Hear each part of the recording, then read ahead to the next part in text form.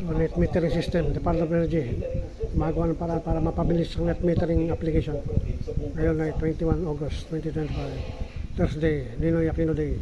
Magtatatlong taon na ang solar panel setup ni Attorney Jay Layo. Halos kalahating milyong piso na ang nagastos niya para makasali sa net metering ng Meralco. Meter meeting ng Meralco. Sa pamamagitan ng 6 na solar panels sa buong ni Jay, nakaka-produce siya ng kuryente araw-araw na binibenta ang sobra o excess sa Net metering sa Meralco. bawas ang bayarin niya sa kuryente buwan-buwan.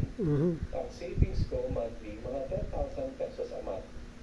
So kung ika-calculate ko yan, halos tatlong taon, mga 360,000 ang tipid ko sa kuryente.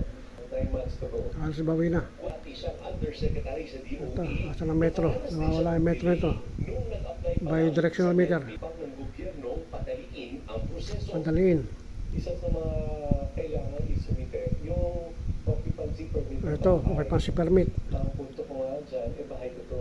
Hindi na kailangan palitan ng occupancy permit. Yung